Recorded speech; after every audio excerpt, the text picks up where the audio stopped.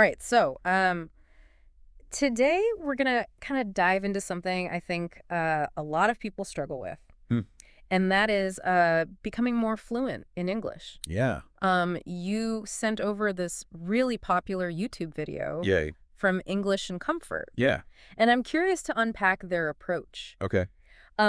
They seem to be all about building sustainable habits Yeah. rather than going all in on intense study. What's interesting is they kind of turn the whole concept of language learning on its head. Yeah. Like instead of treating it as this separate daunting task, they weave it into the fabric of your everyday life. I like that. Yeah. It feels a lot less intimidating that way. It is. They kick off with a habit that honestly I'm a little skeptical of. Okay. Reading in English every day. Yeah. I mean, we're all busy, right? That's where the comfort part comes in. Okay. They're not talking about cackling Tolstoy here. Right. Just a manageable 30 minutes a day. Okay. Studies actually show that consistent bite-sized learning can be far more effective than cramming. It's about building that muscle memory over time. So instead of mindlessly scrolling through social media, I could be, say, reading an article on a topic I enjoy. Exactly. Yeah. And think about the compound effect. Over a year, that's over 180 hours of reading. Wow. You're effortlessly absorbing vocabulary, grammar, and the natural rhythm of the language. It's like osmosis for your brain, as they say in the video. Okay. I'm starting to see the logic here. Yeah. But what about pronunciation? Like, reading silently doesn't really help with that, does it? That's where their tip about reading aloud comes in. Right. It might feel a bit awkward at first, but think of it like practicing an instrument. Okay. You need to train those mouth muscles to hit the right notes, so to speak. I actually tried this with a play once. Okay. Definitely felt self-conscious at first, but then something clicked. Yeah. It's like my tongue finally figured out how to form those tricky sounds. That's exactly the kind of breakthrough they're talking about. Nice. And it naturally leads us to their second habit, Okay. listening to English every day. Right, but isn't just having English on in the background enough? Okay. Like, I often listen to podcasts while I'm working. That's passive listening. Okay. And while it has its place, it's not enough to truly refine your ear. Okay. Think about it. You can be in a room full of people talking and not really absorb what they're saying. Right. Active listening is about consciously tuning in to the nuances of pronunciation, intonation, and even slang. So what's the difference in practice? Imagine you're watching a British sitcom, but you can barely understand the characters because of their thick accents. Yeah. It's frustrating, right? Yeah. But instead of giving up, you rewind, you focus, you maybe even turn on subtitles. Right. That's active listening. Yeah. You're training your brain to decipher those sounds and connect them to meaning. Okay, that makes sense. It's like when I first started watching foreign films, Uh-huh. I had to really concentrate to follow along, but over time it became easier. Yeah, My ear adjusted. exactly. And that brings us to a habit that I think many find the most intimidating. Speaking every day. This is where I usually check out. Yeah, What if you don't have anyone to practice with? the video addresses this head on. Okay. You absolutely can and should practice speaking solo. Mm-hmm. It's about building that comfort level, Okay. getting those words flowing naturally without overthinking it. But how do you actually do that? Okay? Talking to yourself in the mirror feels a bit, well, crazy. They suggest a few clever techniques. Okay. Reading aloud, again, building that muscle memory, Mm-hmm. describing your daily activities out loud, even recording yourself to identify areas for improvement. I guess the logic is that the more you practice even on your own, the less self-conscious you'll feel when you do have to speak in a real conversation. Precisely. Yeah. It's about training your brain and your tongue to work together seamlessly. Okay. They even suggest setting a timer for 30 minutes a day, just like with reading. 30 minutes of talking to myself. Yeah. I'm not sure my family would appreciate that. But I get the idea. Small, consistent effort, right? Absolutely. Yeah. And that perfectly segues into their next big idea, Okay. immersion. Immersion. They suggest surrounding yourself with English as much as possible. Okay, so we're talking switching my Netflix shows to English. Yeah. Listening to English music. Mm-hmm. Maybe even changing my phone settings. It's about creating an environment where you're constantly exposed to the language, even passively. Okay. The video mentions how your brain starts to absorb patterns and vocabulary even when you're not actively studying. That's actually pretty encouraging. It makes fluency feel less like a chore and more like just a part of my daily life. That's the whole point of their approach. I like it. And here's a bonus tip from the video that I love. Okay. Watch shows with English subtitles. Okay. You're hearing and reading the words simultaneously, which reinforces your learning. That's a great idea. It's like when I used to read along with audiobooks, Mm-hmm. it helped the words stick in my mind better. Exactly. And speaking of making things stick, their final habit is one that I think often gets overlooked. Yeah. Writing in English every day. Wait, writing? Doesn't that sound a bit too formal for this whole comfort approach? That's where you're wrong. Okay. They're not talking about crafting essays here. Right. It's about incorporating writing into your daily routine in a way that feels natural and low pressure. So what are they suggesting? They recommend something as simple as keeping a journal. Okay. Just jot down a few sentences about your day, your thoughts, anything that comes to mind. I can actually see how that would be helpful. Yeah. You're not just consuming the language, you're actively producing it. Right. Putting those words into practice. Exactly. And there's a deeper benefit, too. Okay. Journaling lets you track your progress over time. Right. You can see how your vocabulary expands, your grammar improves, and your overall fluency evolves. It's like a tangible record of your language learning journey. Kind of motivating, actually. It is. But let's be honest, we've all started habits with the best of intentions, Yeah. only to let them fizzle out. Right. How do we make these stick? That's where things get really interesting. And it's the focus of the next part of our deep dive. Ooh. We'll explore how to weave these habits into your existing routine so they become second nature. I'm intrigued. Yeah. Okay, I like it. I like it. Awesome. Let's do it. Let's do it. Welcome back to our deep dive on English fluency. So we've got these 5 habits, and I'm already feeling a bit more motivated. Mm-hmm. But I think the biggest hurdle is actually putting them into practice. Yeah. The English and Comfort video seems to emphasize fitting these habits into our existing routines rather than overhauling our lives. That's a key insight, and it ties into the idea of starting at your level, a Okay. concept they emphasize throughout the video. What do they mean by that exactly? It's about recognizing where you are in your language learning journey Mm-hmm. and choosing materials and activities that match your current abilities. Right. Don't jump into Shakespeare if you're just starting out. So if I'm a beginner, I should be reading children's books and watching cartoons. Not necessarily. Okay. But maybe choose a graded reader adapted to your level, Okay. or a podcast with clearer pronunciation and simpler vocabulary. Okay. The goal is to be challenged but not overwhelmed. Right. They suggest aiming for content where you understand about 70–80%. That makes sense. It's like when I started running, Yeah. I didn't sign up for a marathon right away. Right. I started with short distances and gradually increased my mileage. Exactly. Yeah. And just like with running, consistency is key. Mm-hmm. They talk about turning passive learning into active learning. Right. We touched on that with active listening. Yeah. But how does that apply to reading and writing? Imagine you're reading an article, but your eyes are just glazing over the words. Uh-huh. Passive reading. Active reading, on the other hand, is about engaging with the text. Okay. Underline key phrases. Look up new words. Right. Even try to summarize the main points in your own words. So it's about being more intentional and mindful, not just passively absorbing information. Precisely. And the same principle applies to writing. Instead of just copying down sentences from a textbook, Right. try to compose your own, even if they're simple at first. Okay. Maybe you write a short email to a friend Mm-hmm. or a caption for a social media post. It's like the difference between watching someone bake a cake and actually getting your hands dirty in the kitchen, right? Perfect analogy. Yeah.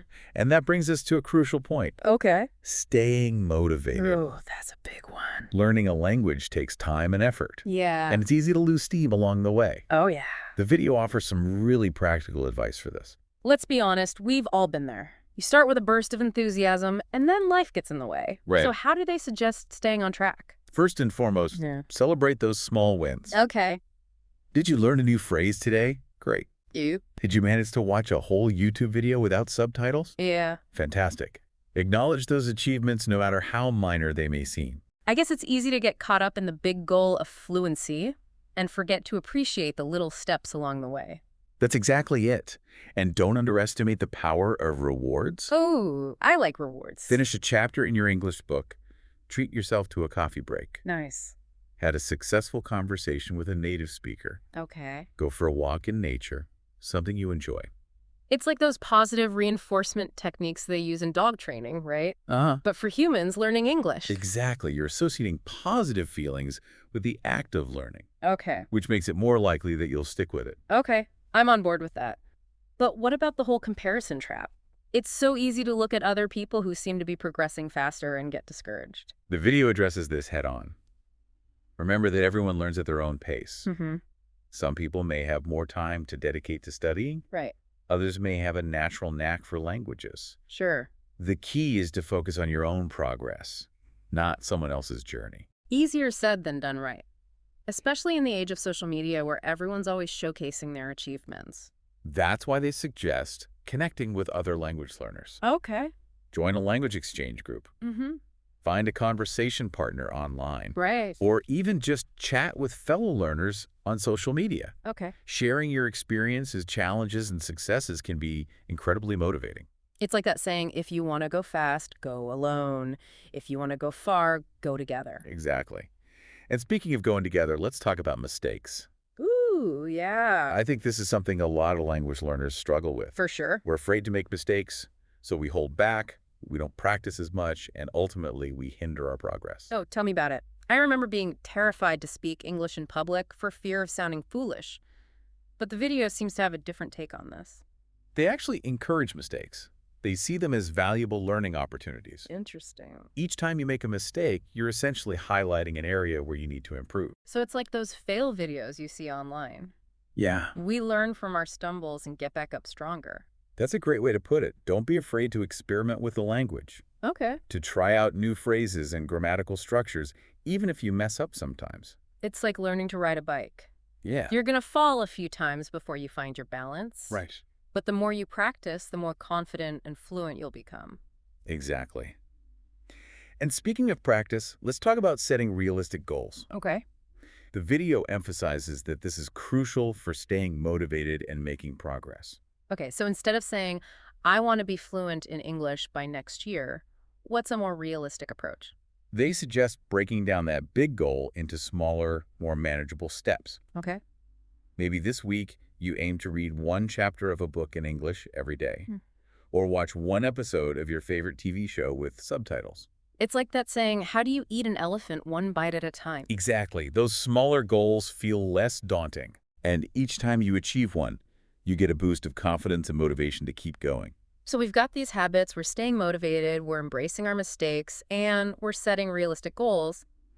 But there's one more piece of the puzzle that the video highlights, finding the right resources. And with so many options out there, I know, right? textbooks, apps, websites, podcasts, It's overwhelming. it can feel overwhelming to know where to start. It's like being in a giant bookstore and not knowing which section to browse first. The video's advice is simple. Okay, what's that? Experiment. Try out different resources and see what resonates with you. So if I'm a visual learner, I might gravitate towards videos and flashcards, Yeah. while someone who's more auditory might prefer podcasts or audiobooks. Exactly. It's about finding what works for your learning style and keeps you engaged. Right. And don't be afraid to mix and match. Okay. You might use a textbook for grammar practice, an app for vocabulary building, and a podcast for listening comprehension. I love that idea. It's like creating your own personalized language learning buffet. That's a great way to put it. Yeah. And here's a thought-provoking question from the video that I think is worth pondering. Okay. What if we reframed learning English from a chore to an adventure?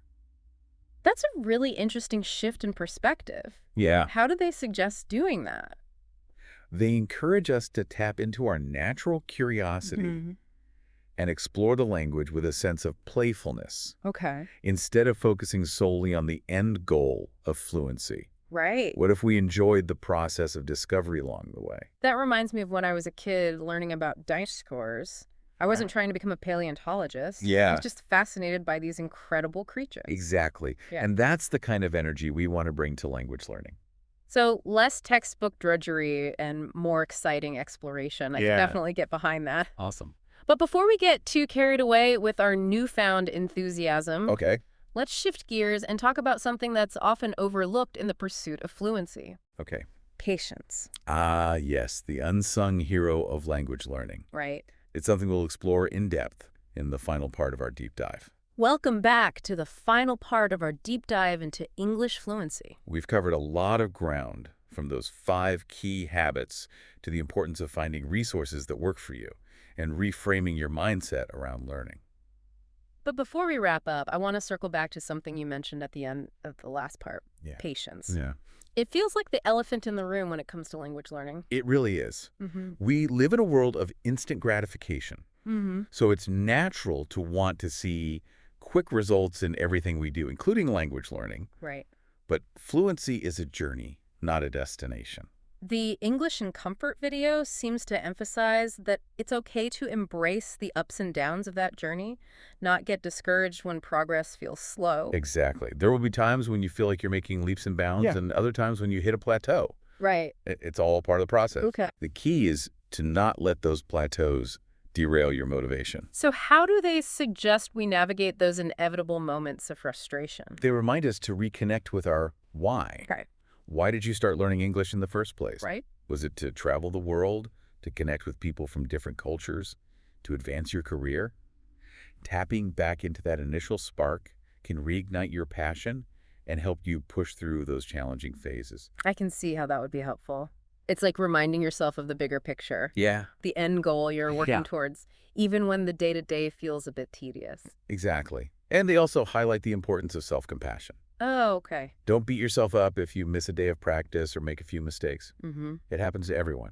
It's like learning any new skill, right? Yeah. You're not going to be an expert overnight. Right. There's going to be a lot of trial and error along the way. Precisely. Mm. And that's where patience comes in.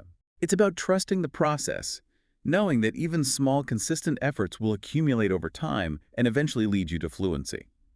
So it's not about sprinting to the finish line. It's about enjoying the scenic route along the way. I love that analogy. And speaking of the journey, let's quickly recap those 5 powerful habits from the English in Comfort video that can help us get there. Okay, let's do it. Habit number 1, read in English every day, even if it's just for 30 minutes. Habit number 2, listen to English every day, actively engaging with the material. Habit number 3, speak in English every day, even if it's just to yourself. Habit number 4, immerse yourself in English, making it a part of your daily life. And habit number 5, write in English every day, whether it's journaling, emailing, or even just jotting down a few thoughts. And remember those key takeaways we discussed. Start at your level. Embrace active learning. Stay motivated. Celebrate your wins. Don't be afraid of mistakes. Set realistic goals and find resources that work for you. That's a pretty comprehensive toolkit for anyone on the path to fluency. It is. And the beauty of it is that you can tailor it to your own individual needs and preferences. Right. There's no one-size-fits-all approach to language learning. So as we wrap up this deep dive, what's the one piece of advice you would leave our listener with? Be patient, be persistent, and most importantly, enjoy the journey. Fluency is not a destination. It's a lifelong adventure. I love that. It's not about reaching some arbitrary endpoint. It's about embracing the process of continuous learning and growth. Exactly. And who knows, you might even discover some hidden talents or passions along the way. So to our listener out there, keep exploring, keep experimenting, and keep challenging yourself. And remember, we're all in this together. That's right. And we can't wait to hear about your progress on your English fluency journey. Until next time, happy practicing.